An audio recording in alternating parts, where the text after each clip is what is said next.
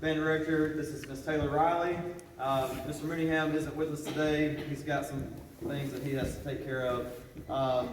But I do want to welcome you to this somewhat impromptu, not really impromptu. It's been a couple weeks that we've been planning to make a concert at the end of this, but this is the culmination of our concert band camp. So if you read my post on Facebook, I'll kind of say that just as word for word as I can, probably, but in short, I kind of came up with this idea and ran it by Ms. Riley and ran it by Mr. Troika here, and we kind of thought, okay, we put a lot of emphasis on marching band, and all that's great, but I think we see it, and I think all of them would agree that last spring, our concert band is really what set us up for the success we had this fall with our marching program.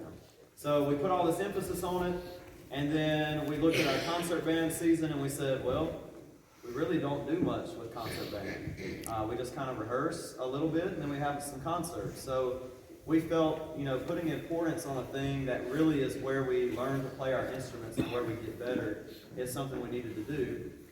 And a part of that was getting everybody on board. Now, not everybody in this room necessarily, but everybody. These kids got out of school all day Friday. And if your kid had an unexcused absence or you thought that they were skipping school or whatever, all that should have got corrected. It should have. But they missed school a whole day. So he's not here. I think there's powerlifting or something going on today, and they're split a couple places. But Coach Sutton, Coach Anthony, I brought this idea to them, and they were like, what? And then I said, well, let me explain. And I explained, and he was like, okay, well, if you remember Friday, the kids got out of school because we were dealing with some COVID surges and all that. So it was actually kind of up in the air as late as Wednesday because we just didn't know. If the numbers got to a bad place, we didn't need to miss school. Well, it ended up working out, and we were able to go through with it. And it's just been an awesome 2.5 days. They're tired, we're tired. They're tired of playing. They're tired of hearing us probably gripe at them a little bit. But it has been so great. And this concert is something that you'll get to hear just some snippets of some things and a couple full pieces that we worked on. Most of the stuff you're going to hear today is stuff that we just started working on, honestly, either Friday or this morning. So you're hearing a day and a half, 2 days max worth of work on some music. So it's really awesome. So this here is Mr. Frank Troika. He is from Texas. I'm from Tupelo. Okay, I was born in Tupelo, and I lived in New Albany. So coming back here is coming home. So our paths crossed last year, and he actually was with us in the spring for a marching band camp. And I was like, okay, this is like the marching band guru. Well, then a couple of my colleagues were like, well, his band went and played at Midwest. You know what that is? It's like the Super Bowl of where your bands go and play. I mean, this is the best way I can say it. You're on a short list of people who are invited, and they played at Midwest. He's had a lot of successful bands. He's retired now, and he kind of travels and does this thing. And the awesome thing to me is I see a lot of people who travel and do these things, and a lot of times, no discredit to any of them, but a lot of times they come and they talk to your kids, and they kind of leave it at that. Well, Mr. Troika is a guy who comes in and not just talks to the kids, but he invests in them. And he and I talk frequently. He's always checking in on the kids. And, even from last spring, he remembered kids' names and remembered things about them that most people who come in the door for a couple days don't typically remember. So I'll turn it over to Mr. Troika and let him say a few words, and we'll begin. Well, and as Mr. Roberts was saying, today is really not so much a real concert, more of it is sort of like a show and tell. We want to kind of show you what we've been working on and do a little preview. So if you're those kind of people who like the before and after shots, this is the before picture. You compare it to later on, you're going to be amazed at the improvement. I honestly think you're going to be amazed at what you hear today. And the first thing we're going to play for you is a Bach chorale. And I didn't really talk to you guys about this very much. Chorales are church pieces. They're grounded in the church, and they're reverent, and they're usually played on an organ or played by, maybe a small ensemble. But we're using this Bach chorale to work on how to play more in tune, how to learn to listen to each other. So the way we're going to perform this for you right now is not the way we normally do it in a concert. You're going to hear us do a couple of repetitions on things so that the kids have a chance to listen to each other in smaller groups than just the full band. So this is chorale by Bach. It's in the key of F, which is a great band-friendly key. So, and feel free at the end to applaud and go nuts. Okay, we may use the next one every once in a while, because we're right back, like I said, we're really working to discipline ourselves to play together. So don't be, I hope you won't be offended if we have the men going every once in a while. Here's our tempo. We need tap, real tight, okay?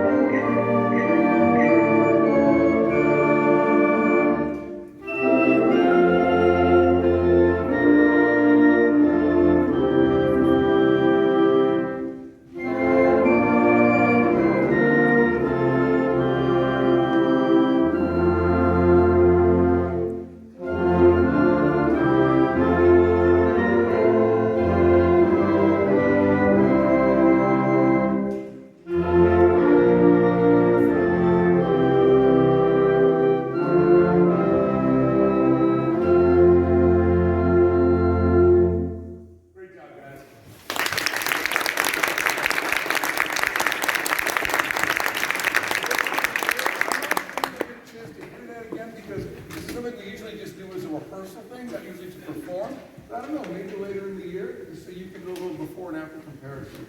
Mr. Roberts?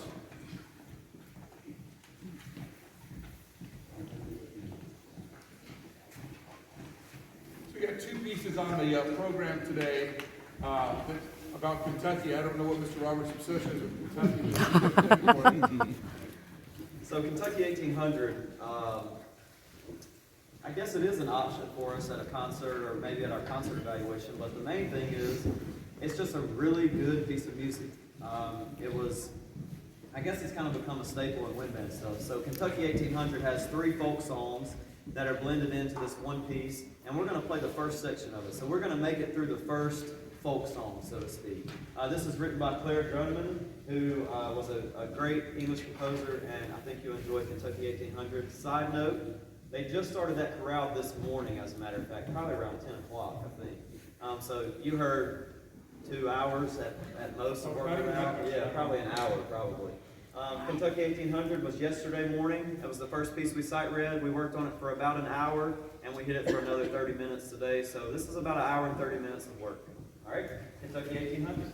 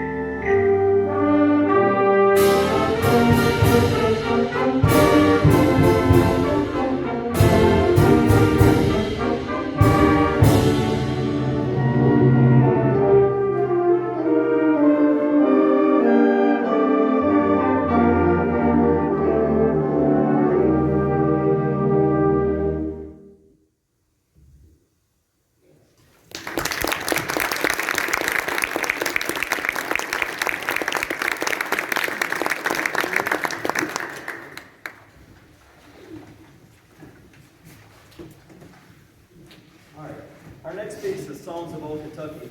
Songs of Old Kentucky is composed by Grant Carrick, who's the band director slash composer. And the awesome thing about this piece is it's very independent. You have to be able to play your part, and in the first movement and second movement, everybody's part is important. All the way down to the third part, all the way up to the first part, anybody in the room. So if you see somebody sitting here in a gray shirt or a gray hoodie, their part is important. So, Songs of Old Kentucky, the first movement is actually based off of a folk song that you all will find very familiar. I'm not going to tell you what it's from. I'll ask you that after. And so that'll be familiar to you. The second one is real fun. It's got a lot of cool things. We'll play probably the first half of the second movement. But this is Songs of Old Kentucky by Grant Carrick. We'll play a little of the first movement and a little of the second movement. I think your battery's about to die or something. It's gone. Is it gone? A rapid heartbeat. Here we go. You might want to turn that thing off then. Well, it's doing all kinds of things. It's like flickering and out. Here we go.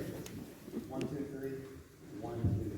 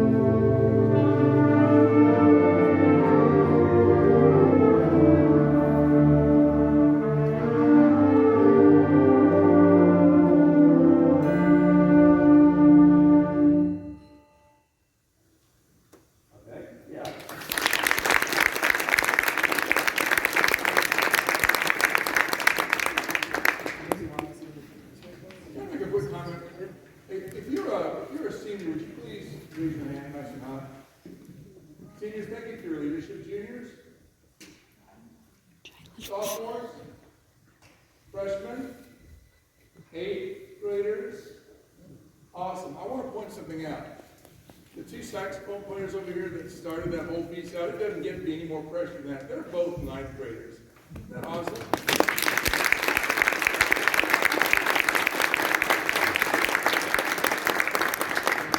Anybody recognize that at all? Wayfaring Stranger? Wayfaring Stranger, which was the second movement in our marching show. I thought that, yep. So, there's a little bit of a connection there, and that was the idea behind this piece. I love the piece, but the other thing is it's something familiar, so something that they might pick up on and recognize quickly. So that's the first movement. I think you'll enjoy the second movement. I really wish the metronome was. Well, is the, did you take a 9-volt? Yeah, Do we have an extras? I don't think.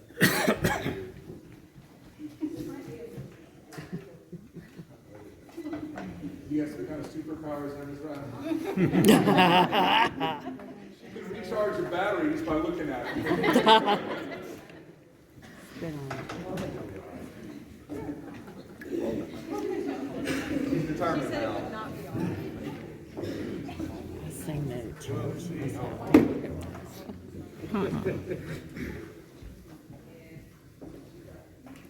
All right, second movement. Clap for it. Okay, and remember up here. All the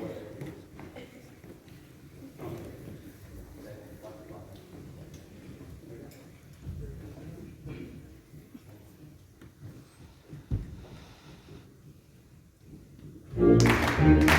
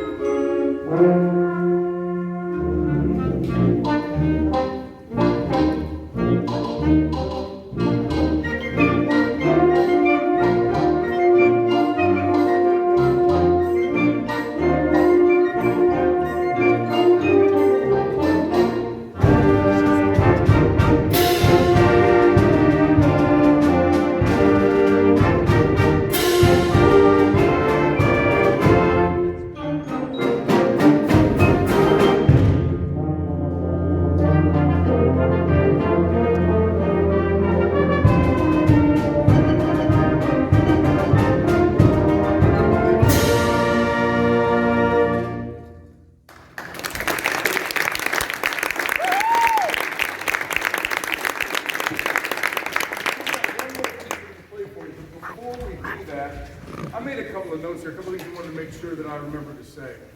And I don't want to embarrass Mr. Roberts, but I'm prepared to embarrass him. I retired from band directing about 7 years ago, and I know that shocks you all because I look so young, right?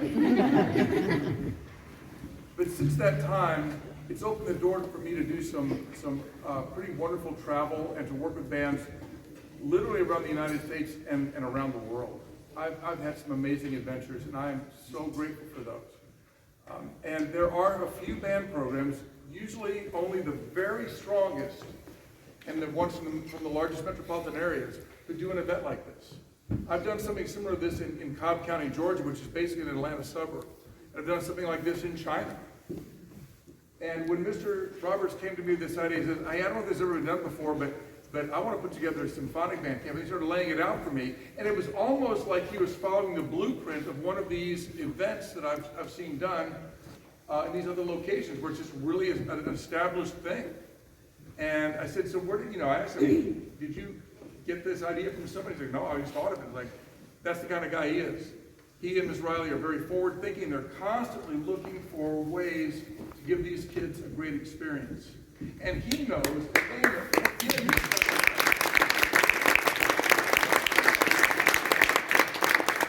he knows and they know that the majority of them are not going to go on to play their instruments professionally, and they're not going to go on to be band directors. Some of them just might.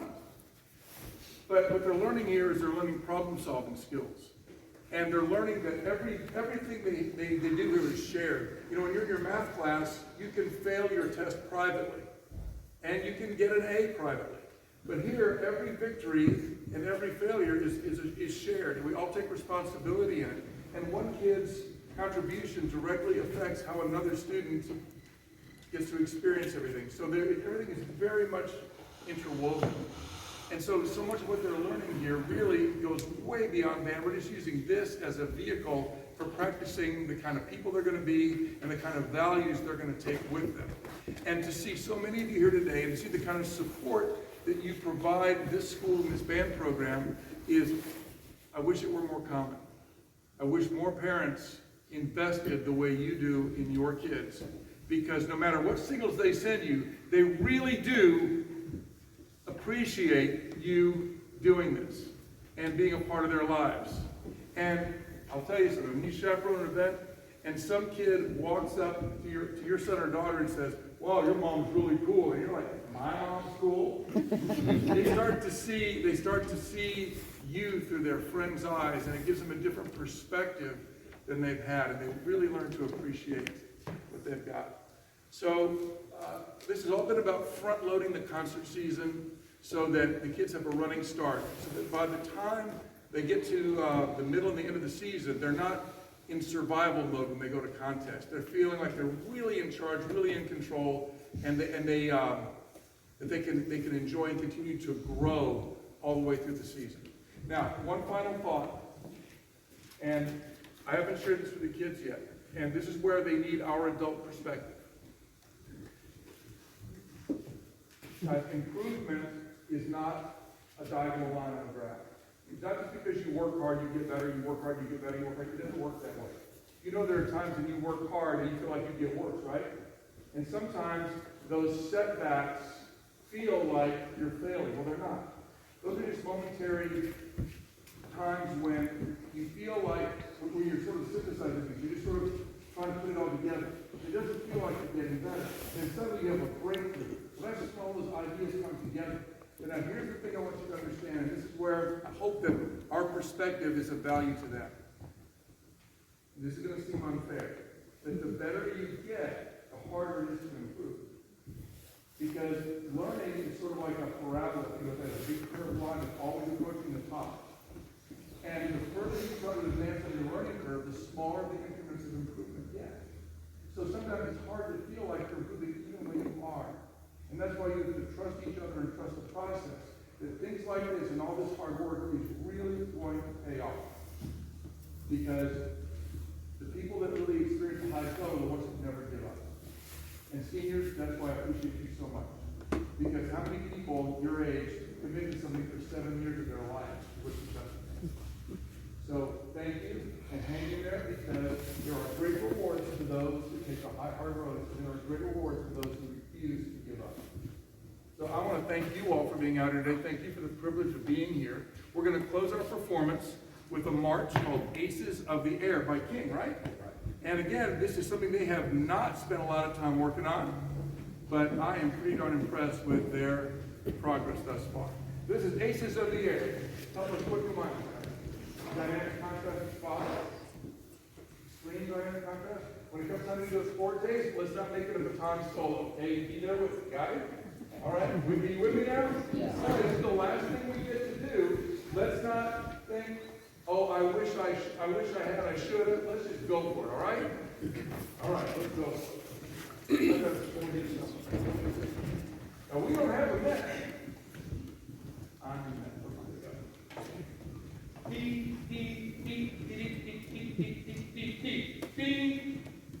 Got it? 1, 2, go.